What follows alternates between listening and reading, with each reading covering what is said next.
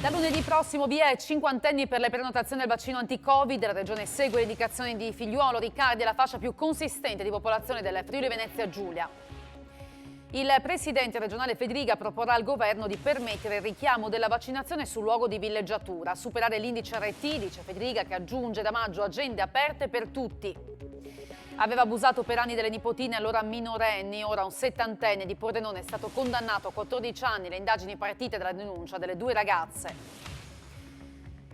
Inaugurata questa mattina all'Inusio di Codroipo la prima isola robotica, permetterà l'avvio di un corso post-diploma da 515 ore, strumentazione donata alla scuola da PMP Promec, Frion Rosse e Termokey. Pareggio senza reti a Venezia per il Pordenone, che scavalcato dall'Ascoli rimanda la salvezza all'ultima giornata. Lunedì contro il Cosenza per i Ramarri valgono 2 risultati su 3.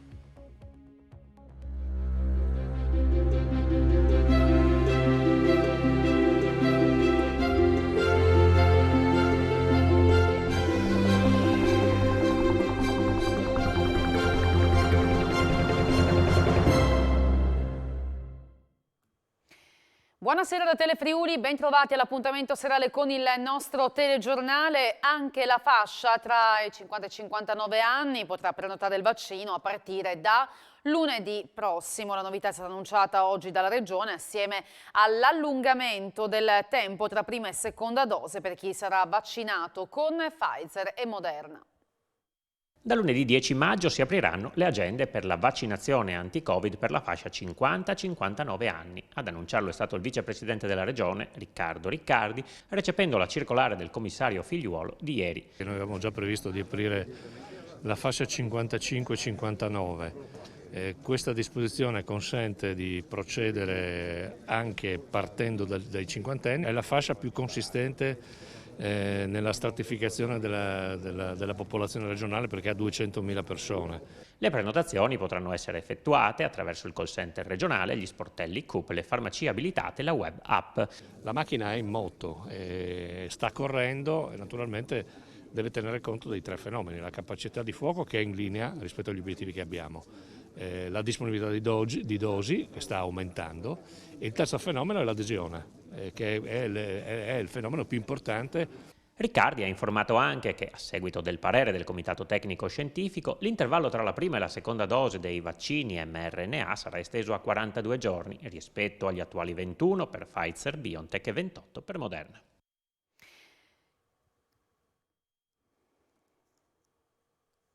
E da fine maggio le agende aperte per tutti, così il presidente Fedriga, che ha chiesto anche un incontro a breve con il commissario Figliuolo. Questo per parlare di una proposta, della possibilità che la seconda dose del vaccino possa essere somministrata in vacanza. Il governatore poi torna sulla questione coprifuoco e chiede anche di superare l'indice RT, secondo lui poco affidabile, meglio l'RT ospedaliero. Da lunedì si aprono agende per gli over 50, ma da fine mese io penso che si aprirà non soltanto agende ma anche vaccinazioni per tutti. Questo cosa significa? Che chi oggi è in quelle fasce in cui puoi prenotare, prenota e dopo pochissimi giorni, addirittura il giorno dopo in alcuni casi, si può vaccinare. Se invece uno aspetta e arriva a giugno, il rischio è che quando decidi di vaccinarsi lo spazio lo trovi molto più in là, perché ovviamente tante più persone prenotano. Quindi l'appello che faccio è che chi può farlo adesso, se io potessi lo farei, lo dico chiaramente, si prenoti e così possiamo fare subito il vaccino. Il presidente Fedriga invita dunque i cittadini del Friuli Venezia Giulia ad approfittare della possibilità di vaccini last minute e sulla diffidenza e la scarsa adesione alla campagna dice: vedo tanti contrari ai vaccini che sono quelli che più vorrebbero tornare alla vita normale. Fedriga ha annunciato, intervenendo a Sky TG24, che come conferenza delle regioni ci sarà a breve un confronto con il commissario Figliuolo per verificare la possibilità che a una persona vaccinata con la prima dose possa essere somministrata la seconda in vacanza. Il governatore è tornato anche sulla questione coprifuoco, dicendo di voler rappresentare la scelta unanime della conferenza, che ha proposto di spostarlo almeno dalle 22 alle 23. Poi Fedriga ha parlato dell'RT, definendolo un indicatore poco affidabile, poiché quando c'è un'incidenza bassa, il rischio è che pochi contagi in più lo facciano schizzare in alto. Meglio tenere in considerazione, per il presidente del Friuli Venezia Giulia, l'RT ospedaliero. Fa capire se aumentano o diminuiscono le richieste di ospedalizzazione, dando un segnale importante e non una visione distorta. Intanto scendono a 28 i ricoveri nelle terapie intensive Covid della Regione e si riducono anche quelli in altri reparti. 175, 3 i decessi più 3 pregressi su 5.055 tamponi molecolari, rilevati 64 nuovi contagi, l'1,27% del totale, e su 2.423 test rapidi antigenici 22 i casi, 0,9%.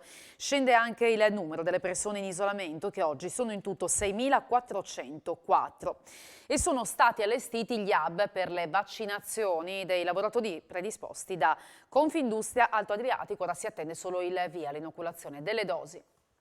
40.000 lavoratori del Pordenonese e della Venezia Giulia hanno aderito alla campagna vaccinale Ancora più sicuri in fabbrica, iniziativa di Confindustria Alto Adriatico in stretta collaborazione con CGIL, CISL, UIL, Croce Rossa Regionale e la Cooperativa dei Medici Cure Primarie Friuli Occidentale. Il tutto tra qualche settimana, verosimilmente a fine maggio, consentirà di vaccinare i dipendenti delle aziende associate e non. Gli hub fissi sono 2 nella Venezia Giulia e l'altra a Gorizia.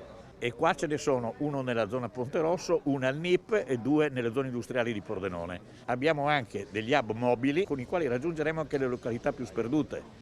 I 7 hub vaccinali, già allestiti con 29 linee, mettono in campo una capacità giornaliera totale di circa 3.000 inoculazioni al giorno. Sarà poi la Regione, che sta a sua volta attendendo il via libera da parte del commissario Figliuolo, a dare il go definitivo alle operazioni. Il vicepresidente Riccardi ha sottolineato l'importanza di quanto messo in campo, in prima fila, nell'accordo anche le organizzazioni sindacali. Quello che stiamo facendo rientra sicuramente tra le norme legislative che esistono in questo Paese e quindi garantire alle persone di poter lavorare appunto in sicurezza. Condanna a 14 anni in primo grado per un 70enne pordenonese riconosciuto colpevole di violenza sessuale aggravata ai danni di 2 nipoti, oggi adulte, abusate quando erano minorenni. È stata disposta anche una provvisionale di 350.000 euro come risarcimento per danni morali. Una condanna esemplare è quella inflitta oggi in primo grado a un 70enne pordenonese accusato dalle nipoti, 2 cugine oggi adulte, di aver abusato di loro quando erano adolescenti e andavano dai nonni a studiare, fatti accaduti oltre 10 anni fa. Il collegio giudicante, presieduto da Eugenio Pergola, lo ha condannato, ravvisando il reato di violenza sessuale aggravata per la parentela, a 14 anni di reclusione, 7 per ognuna delle nipoti. Il PM ne aveva chiesti 10. Inoltre per l'uomo è stata disposta una provvisionale immediatamente esecutiva per danni morali riconosciuti di 200.000 euro a favore di una nipote e 150.000 euro a favore dell'altra. Per le motivazioni bisognerà attendere 60 giorni, carte che vuole leggere il difensore, l'avvocato Antonio Malattia, prima di presentare ricorso. Per nulla convinto dalla sentenza, visto che a suo dire le incongruenze nei racconti delle ragazze sono troppe. Non solo è stato disposto di trasmettere copia al PM per procedere anche nei confronti della moglie dell'uomo, verosimilmente per falsa testimonianza. Secondo l'avvocato Alessandra Marchi, legale delle parti civili, questa nelle dimensioni è una sentenza storica perché mette in luce l'importanza di denunciare da parte delle vittime. Le nipoti hanno trovato la forza di avviare il doloroso percorso grazie all'aiuto dell'associazione pordenonese Voce Donna. Godevano dell'esenzione dal ticket sanitario regionale spacciandosi per indigenti. 76 falsi poveri sono stati smascherati dalla Guardia di Finanza di Trieste nella seconda fase dell'operazione Paga Pantalone. Dopo i primi 73 finti poveri scoperti nei mesi scorsi, le Fiamme Gialle hanno portato alla luce almeno 820 operazioni di omesso pagamento con un danno per le casse della sanità regionale di 39.000 euro, cifra che sale a 74.000 sommando i mancati incassi emersi nella precedente fase dell'operazione. Si tratta di cittadini residenti in regione, sia italiani che stranieri. A tutti è stata comminata una sanzione amministrativa che va da 5 a 25.000 euro. Sono state chiuse le indagini preliminari della Procura di Pordenone sul crack di un'azienda di Brugnera che vendeva mobili e per la quale gli amministratori sono indagati per truffa e bancarotta fraudolenta, tra loro anche un ex tronista TV friulano. Bancarotta fraudolenta e truffa, queste le ipotesi di reato ipotizzate dalla Procura di Pordenone al termine delle indagini preliminari sul fallimento di Fabbriche Riunite, azienda di Brugnera, specializzata nella vendita di mobili. Al centro dell'indagine Paolo Marco Filippin, noto per aver partecipato come tronista in alcuni programmi TV, amministratore unico della ditta da gennaio 2019 a maggio dello stesso anno, quando l'azienda è fallita. Indagata anche Paola Frankovic, amministratrice in precedenza. Secondo le indagini della procura coordinata da Raffaele Tito, l'azienda prima del fallimento sarebbe già stata in gravi difficoltà finanziarie, ma avrebbe fatto credere ai clienti di essere solida, offrendo loro mobili a prezzi vantaggiosi e chiudendo i contratti. Bonifici incassati tra il 2017 e il 2019, ma mobili mai consegnati ai clienti, che lamentano un danno totale attorno ai 450.000 euro. 57 di loro, residenti nel nord-est, hanno sporto querela per truffa. La difesa dei due indagati è affidata agli avvocati Luca Rizzo, Antonella Koslovic e Alessandro Provenzani, che stanno studiando la strategia per ribattere punto su punto tutte le accuse. Una quindicenne è stata investita questa mattina mentre stava andando a scuola a Trieste. Le sue condizioni non sono serie. L'incidente si è verificato nella zona di Opicina attorno alle 7 di questa mattina, con il conducente di una vettura che ha investito. La ragazzina finita contro il parabrezza. L'automobilista si è subito fermato per prestare soccorso. La quindicenne è sempre rimasta cosciente. Sul posto anche i carabinieri di Basovizza. 80 migranti sono stati rintracciati tra Trieste e San Dorligo della Valle dalle 3 di questa notte fino al primo pomeriggio dalla Polizia di Frontiera Terrestre insieme al contingente militare di Strade Sicure. Sono stati individuati a piccoli gruppi, alcuni anche nel centro di Trieste, sono per lo più cittadini bengalesi, tutti maggiorenni, sono stati trasportati alla caserma di Fernetti dove saranno sottoposti a triage, quindi avviati alla quarantena fiduciaria. Serrata dei negozi per una decina di minuti, questo per chiedere la revoca delle chiusure nei fine settimana. Così martedì prossimo protesteranno simbolicamente i punti vendita all'interno dei centri commerciali. Aderisce anche il Cittafiera di Martignacco che conta 1.700 dipendenti. La pandemia, dice Bardelli, non può giustificare discriminazioni. Da oltre 6 mesi i negozi che sorgono all'interno dei centri commerciali per decreto rimangono chiusi nei giorni festivi e prefestivi.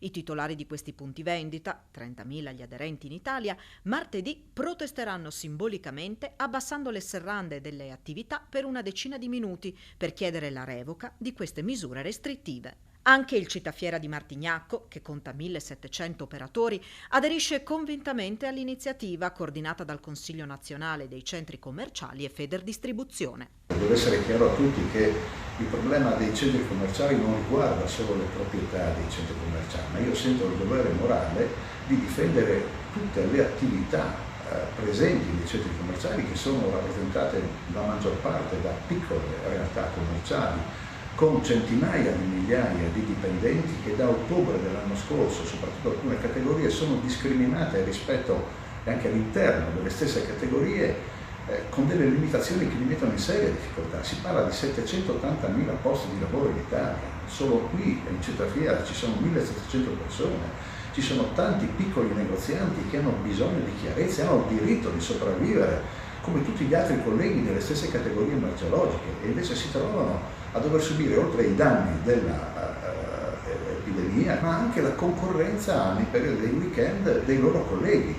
E francamente credo che anche le motivazioni tecniche non siano fondate. Noi possiamo controllare i flussi, possiamo disinfettare, lo facciamo, possiamo controllare gli assembramenti, possiamo farlo molto meglio che in altre realtà. Autovie Venete rilancia con forza la richiesta di finanziamenti per la terza corsia. Al suo fianco ci sono le regioni Veneto e Friuli Venezia Giulia in pressing sul Ministero per il rinnovo della concessione. Autovie Venete è un ente attuatore, se ci danno le risorse noi siamo pronti a intervenire anche domani mattina. E chi deve mettere i soldi? Il Ministero deve darci le risorse, noi abbiamo presentato i progetti da molto tempo, per quel tratto da San Donà a Portogruaro servono 440 milioni, ce ne diano almeno un terzo e il resto con le risorse proprie riusciamo pian piano ad arrivarci. Se non ci danno le risorse non possiamo assolutamente intervenire. In quell'idea di autostrada del nord-est lei ci crede? Tutto quello che può servire a ottimizzare i servizi è sicuramente un'idea da coltivare. Io credo che il nord-est abbia la capacità di poter gestire in maniera unitaria tutto il sistema infrastrutturale d'autostrada. Grazie a 4 aziende regionali, PMP Promec, Refrion, Ross e Thermokey, è stata inaugurata nella officina dell'Istituto di Istruzione Superiore dell'Inussio di Codroipo un'isola robotica che servirà per l'avvio di un nuovo percorso di formazione professionale post-diploma. È necessario superare il pregiudizio che considera la formazione professionale un percorso di serie B rispetto agli altri ambiti formativi, perché questa mette in moto un bagaglio di ingegno straordinario che, oltre a preparare concretamente all'ingresso nel mondo del lavoro, consente di accedere a tutti gli altri percorsi possibili. E questo è il messaggio lanciato dal vicegovernatore della Regione Riccardo Riccardi in occasione dell'inaugurazione dell'isola robotica dell'Istituto di Istruzione Superiore Linussio di Codroipo. L'iniziativa, inserita nel progetto People FVG, ha permesso lo sviluppo di un percorso formativo studiato ad hoc per introdurre figure professionali altamente specializzate nell'organico delle realtà produttive locali. È un esempio di un'azienda innovativa che può collocarsi sul territorio per poter così poter competere a livello internazionale in un modo globalizzato. Quindi è una formazione completa e quindi è chiaro che tutte le aziende vanno in questa direzione, quindi cercano di automatizzare i loro processi di produzione e di conseguenza con questo laboratorio riusciamo a creare queste professionalità, una professionalità molto ambite sul mercato del lavoro. Vanno al privato, inteso come l'impresa e il mondo delle imprese che in questo territorio fortunatamente ci sono ancora e sono attrattive e sanno creare sviluppo e soprattutto posti di lavoro. Dare qualcosa in più agli studenti, per cui questo rappresenta sia un contatto appunto con il territorio, col mondo dell'impresa e anche però la possibilità di accrescere le loro competenze professionali, spendibili poi in questo mondo del lavoro. Partirà mercoledì prossimo a Udine un intervento per risistemare il piazzale della stazione ferroviaria. La stazione ferroviaria di Udine sappiamo che all'interno gestita dall'RFI, fuori il piazzale comunale, abbiamo da sempre ritenuto di poter intervenire per sistemare definitivamente il piazzale. I taxi rimangono ma in maniera risolutiva, non come adesso che c'è un po' di trambusto, diciamo. Inoltre i servizi di sicurezza saranno garantiti e ci saranno delle corsie dedicate agli autobus all'interno della prima corsia, quindi la Viale Europa Unita viene mantenuta col senso di circolazione doppio per quanto riguarda da ovest ad est e invece da est a ovest si dovrà, come si sta facendo adesso, girare in via Roma. Il nodo principale qual è? Che qui anziché avere 3 attraversamenti pedonali come sono adesso, con le problematiche di attraversamento con le auto che passano, ci sarà uno solo, illuminato, rialzato, con tutti gli accorgimenti, la sicurezza e le tecniche che vengono usate adesso dal codice della strada, dove solo in questo passaggio si potrà passare, quindi studenti soprattutto, perché quelli arrivano all'ultimo momento, diciamo, potranno col semaforo attraversare in sicurezza il tratto che congiunge la stazione stessa con la stazione sia diciamo, degli autobus, sia poi proseguire verso le stazioni delle corriere nel caso in cui necessitino di prendere la corriera. Consumatori privati, piccole e medie imprese, partite IVA e aziende agricole che versano in una situazione di sovraindebitamento e che sono esclusi dalla possibilità di ricorrere alla legge fallimentare potranno usufruire di un nuovo servizio che è in partenza nel circondario del Tribunale di Udine. Grazie a una convenzione firmata tra il Comune di Corno di Rosazio e l'Associazione Udinese I Diritti del Debitore sarà presto attivo nel circondario del Tribunale di Udine un nuovo servizio a favore dei cittadini e delle attività economiche in difficoltà. Sì, il Comune di Corno di Rosazio in questo particolare momento molto sensibile alle esigenze dovute e causate dalla pandemia, ci siamo accorti che non solamente nel nostro territorio ma in tutto il territorio regionale sono le problematiche finanziarie dovute al sovraindebitamento incolpevole, perché diverse famiglie si sono trovate con delle esigenze finanziarie particolari causate dalla mancanza di lavoro, alle volte anche i piccoli imprenditori, le partite IVA, gli agricoltori che non si vedono onorati avanti ovviamente il loro lavoro e di conseguenza anche a loro volta devono ritardare i pagamenti dei mutui, dei loro prestiti e quant'altro. E grazie all'Associazione Nazionale Diritti del Debitore abbiamo ritenuto fare questa convenzione per organizzare un organismo di composizione della crisi che permette nelle more appunto di questa legge ricomporre il debito tramite delle domande al giudice del Tribunale di Udine competente affinché i debiti vengono alle volte spalmati, vengono ristrutturati. Domani è la giornata mondiale della Croce Rossa e in questi giorni diversi municipi della regione stanno esponendo la bandiera della Croce Rossa italiana come un gesto di vicinanza per sottolineare il ruolo indispensabile dei volontari all'interno delle comunità. Tra i drappi più vistosi c'è quello del baluardo di Palmanova. Diverse amministrazioni del Friuli Venezia Giulia stanno rispondendo all'appello lanciato dalla Croce Rossa italiana, ovvero quello di esporre la bandiera della CRI all'esterno dei palazzi comunali. Domani, infatti, in occasione dell'anniversario di nascita del fondatore dell'organizzazione internazionale Henri Dunant, si celebra la giornata mondiale della Croce Rossa. Tra i primi comuni a issare il vessillo dell'ente di soccorso e assistenza troviamo Palmanova. Qui, da inizio settimana, il tricolore che sventola dall'inizio della pandemia al centro di Piazza Grande è stato ammainato per far spazio al drappo crociato.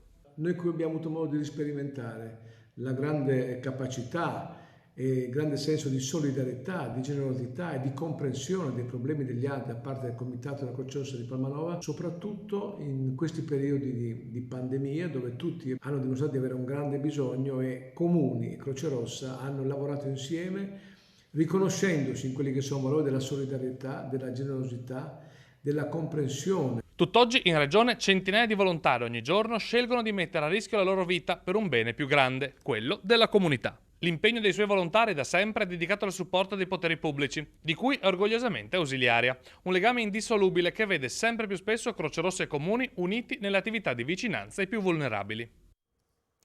Compie 90 anni la cantina La Delizia di Casarsa, oggi è diventata una realtà da 23 milioni di bottiglie l'anno. Per il traguardo storico è stato disegnato un nuovo logo.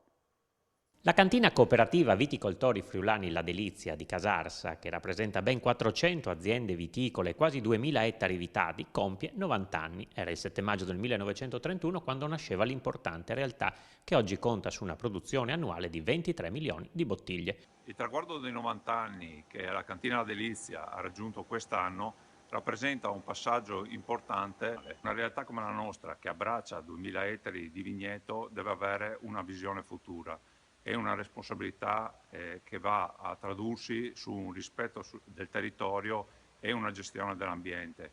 Concetti difficili, un grande impegno, ma che possono assicurare alle generazioni future un mondo migliore. Come regalo, la cantina ha anche optato per un nuovo logo. Abbiamo voluto inserire nel logo, nel marchio La Delizia, la farfalla, simbolo della natura, del rispetto per l'ambiente e di trasformazione. Si intitola Friuli 1420-1797, la nuova mostra che è stata inaugurata nelle sale espositive del Castello di Udine, proseguirà fino al 27 giugno e racconta lo sviluppo urbanistico delle principali città e cittadine friulane. 50 incisioni di alto valore storico-artistico per vedere come sono cambiate in quasi 4 secoli le principali città e cittadine del Friuli. Così la Triennale Europea delle Incisioni ha inaugurato oggi la sua 39esima edizione. Un'edizione veramente straordinaria perché letteralmente fa le carte alla città di Udine e al Friuli. Una raccolta stimolante che ci consente di poter rivivere quelli che sono stati i grandi cambiamenti della nostra città e dei nostri territori, in un momento in cui credo la parola cambiamento sia quella che dominerà il nostro immediato futuro. Un'occasione per riflettere su come cambiano gli spazi antropici e i modelli di convivenza, in un momento in cui, complice la pandemia, anche i centri abitati di oggi si modificano. Tutto questo accanto all'aspetto storico. Si può vedere l'evoluzione che ha avuto la città di Udine nel periodo veneto, dal 1420, quando siamo stati occupati dalla Repubblica Veneta, fino all'età napoleonica, agli inizi del 1800. E Udine ha avuto grandi trasformazioni, pensiamo solo a Piazza Libertà, che è nata in quel periodo, come la vediamo adesso, con la loggia del Lionello, la Torre di San Giovanni, la Torre dell'Orologio, quindi tutte opere molto importanti che ancora possiamo ammirare nella loro bellezza. Diversi i pezzi pregiati dell'esposizione curata da Giuseppe Bergamini. Una veduta di Udine a Volo d'Uccello del 1661, presente sia con il rame originario, che è una cosa incredibile, sia con due realizzazioni grafiche, una del 1661 e una del 1740, sempre da parte dello stesso rame comunque. E a Spilimbergo è aperto il cantiere di restauro di pitture musive a fresco più grande d'Italia. Aperto nel Duomo di Spilimbergo il più grande cantiere di recupero di affreschi d'Italia. Si tratta di opere del 1300 della scuola di Vitale da Bologna. Quando si è capito che questi affreschi erano, come tutte le cose belle, molto fragili e in fase di estrema, come dire, anche perdita di ulteriore bellezza, è partito, grazie alla Regione, ma grazie anche a contributi extra, questo stupendo lavoro di restauro che in questo momento è sicuramente fra i più grandi lavori di restauro della nostra nazione. Il Duomo di Spilimbergo è nominatissimo per la sua struttura, che ha questo via di mezzo fra un esterno romanico e un interno gotico, che era abbastanza tipico dell'epoca. La prima pietra di questo magnifico Duomo fu posta nel 1284. La conclusione però la dobbiamo postare circa 90 anni dopo, quindi un cantiere che deve aver dato lavoro, credo, e compreso centinaia di operai e di muratori.